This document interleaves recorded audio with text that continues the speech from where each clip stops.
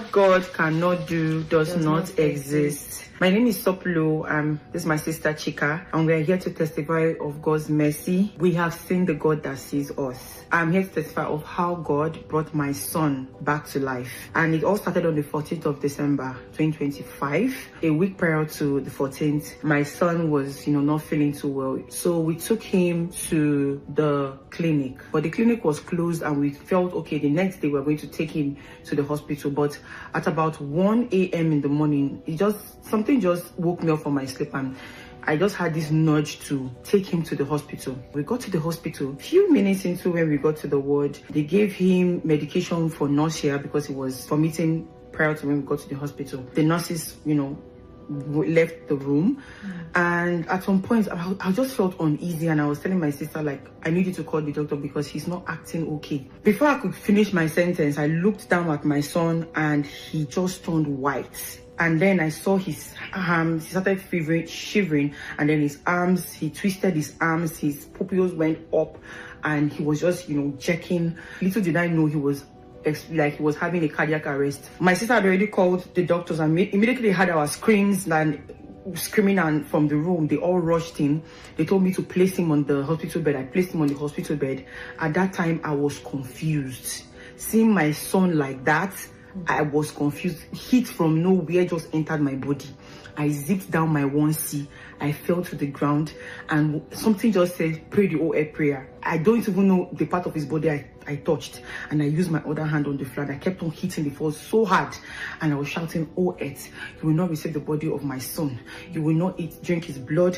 His blood will not be scattered upon you." I kept on praying the OA prayer. I'm very sure the doctors thought I was crazy, but I just kept on doing what I was doing. I kept on praying, and we're there. We called family members, and everybody started, my mom, my sister, my dad, and then we went on NSPPD and started praying the mercy prayer. I prayed the mercy prayer. This was for 1 hour. We were praying mercy prayer. No, it wasn't up to 1 hour to 2 hours. Yeah, I was just praying the mercy prayer, and then after some time, they came and told us that, okay, they were moving him to Toronto. We got to Toronto. They took us to the ICU waiting room, and then the doctor came. By that time, we were praying, as in we were all praying, because I have two friends and they're also NSPPDians. They were praying. They were on the altar. They were praying all the videos. And I thank God for those prayers, because it was something for us to hold on to. I and my sister saw a whiteboard. I just saw my sister take the marker there, and then she wrote Eroy. And then she tapped me and said, "Soplo, I'm writing Eroy here because we're going to testify of this." Little minutes after that, the doctor came to come and speak with us. And then he sat us down and told us that my son had a second cardiac arrest, and it took them 26 minutes to resuscitate. 26 or 29 thereabouts to resuscitate him. And he came in. By the time he came into the hospital, because we later found out that he was airlifted from Kitchener to Toronto, that he came in pulseless. When the heart stops working, it affects every organ in the body: the kidney, the liver, the brain, especially the brain. Air does not go to the brain anymore, so it leads to bleeding in the brain, which could lead to a whole lot of problems. And hearing all those things, in my heart, I just in short, not in my heart, I said it aloud. I was murmuring it, I was saying it, I was like, nothing missing, nothing broken. What God cannot do does not exist. Nothing missing, nothing broken. God, Chilotam is coming out with a clean bill of health. We went in to see him, and I saw my son connected to all sorts of wires. From his head to his toe was connected to, I can't even count, to his mouth. There was a tube, down to his throat. I don't know what. I just looked at him, and my heart just fell. From that night, he was there. That was from the 15th. We saw him on the 14th day. From the 15th, the next morning, I was there every 1 a.m. Canadian time, because that is 7 a.m. Nigerian time, to pray NSPPD. I was at his bedside. What they told me was they connected him to an ECMO machine. The ECMO machine does the job of the heart in pumping blood to all the parts of the body while the heart is suspended. He was literally living on the machine. He was unconscious for 5 days. We were still trying to figure out, okay, what caused the cardiac arrest. They came up with myocarditis. They did not even find out what the virus was. So on the third day, I got into the room. If you know Canada is freezing. I went into the room to see him the third day, I touched my son. He was as cold as ice. And I held him and I looked at the nurse. I said, God, I asked her, please, why is he this freezing? Why is he looking this cold? And then she said, they kept him like that so his brain can be preserved. They're trying to preserve his brain while his body is under, the support of the ECMO machine.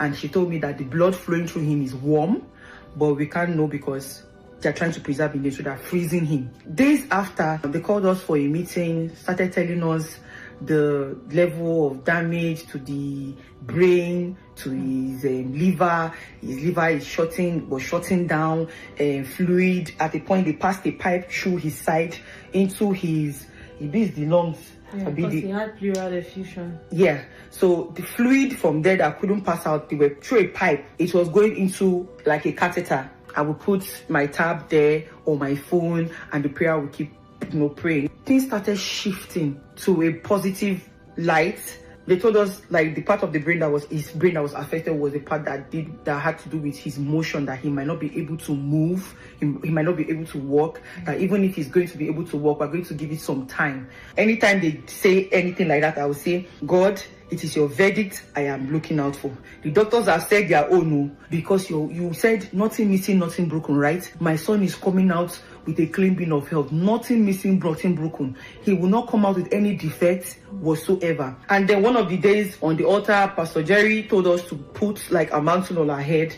He prayed. I took the mantle and I put it on my son's head. And I said, God, preserve his brain. I kept it on his head. So they went for an MRI.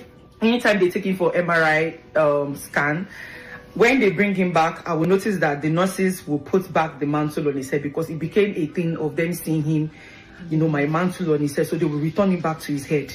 One of the doctors, he's British, he saw my tab close to him all the time. He was like, oh, because Pastor Jerry will be praying and he was like, oh, is this a rap artist? I'm always listening to it. Is this a Afro rapper? And I'm like, no, that's my pastor. He's Pastor Jerry. That's our prayer altar. He said, okay, I thought it was a rapper. God really showed how much he saw us through this journey, because for each day, each step, Pastor Jerry kept declaring and prophesying on it. In short, I was like, is Pastor Jerry seeing what we are going through? Because it was like magic. On the 16th, this was about our second day in the hospital. At this time, he was not yet conscious. Pastor Jerry said, there is a woman here saying, this is my only child. Pastor Jerry was talking about somebody in coma. Yeah. And then he mentioned this is my sister's only child. There's a woman, I hear your voice. Your only child. Your only child. That is in coma. The devil is alive. I announce, let it be reversed. And we're like, what? We wrote this and we claimed it. We said, God, this boy will come back to life. He will come back conscious. Nothing missing, nothing broken. On the 17th, about 1 hour 19 minutes into the prayer, Pastor Jerry said, it will appear as if you were never sick. The negative impacts will be removed. Because the Lord has shown you mercy. This is what the Lord said to me. By the mercies of God, it would appear you were never sick. This was around the time when they were telling us, oh, he would come out with brain disease, mobility issues, all those things. And we're just like, God, if Pastor Jerry has declared that he will come back to us without any sign of this sickness, Father, let your will be done. On the 18th, Pastor Jerry says something big will happen before 6 p.m. today. You will scream for joy. Somebody except God is not here. Something big will happen before 6 p.m. today. When it happens, don't keep back that testimony. When it happens, don't keep. It is you that I am talking to. Before 6 p.m. today, the person will be there with the loudest amen. You will scream for joy. And this was the very day that he kind of like opened his eyes, like at least to show that he is alive. Yeah. Right? Because while he was on the ECMO machine, he was just unconscious, like he was sedated and not coming out of the sedation. At that point, they were like, okay, yes, that means he's definitely responding a little bit. And then on the 19th, Pastor Jerry said, your voice will be heard again. I don't know what your prayer has been, but hear me as I hear the Lord. Your voice will be heard again. And on that 19th, he just opened his mouth and made a sound. Yeah, he murmured like he just made a slight sound. We're so happy, like, God, thank you. God, thank you. And on the 21st, I think at the first service, it was a Sunday, fourth service, Pastor Jerry said this communion that he did is a communion of perfection and completion. That God is going to complete everything he has started. I kid you not, from that 21st, it was like everything speedily just started happening. His recovery, he opened his eyes fully. He opened his eyes, he lifted one hand. Like, the nurses were so surprised. They were looking at him. When we were trying to get a hold of, okay, what is happening? His two legs, he just lifted his two legs up. And I just kept shouting, Elroy has done it. Elroy has done it. Like, the nurses were looking, they were smiling, they were like, oh my God, he's moving. And that was like major breakthrough. The ECMO was removed. They wanted to test if his heart was going to be able to. Down to Christmas Day, this was the best Christmas Eve we had in our family is this.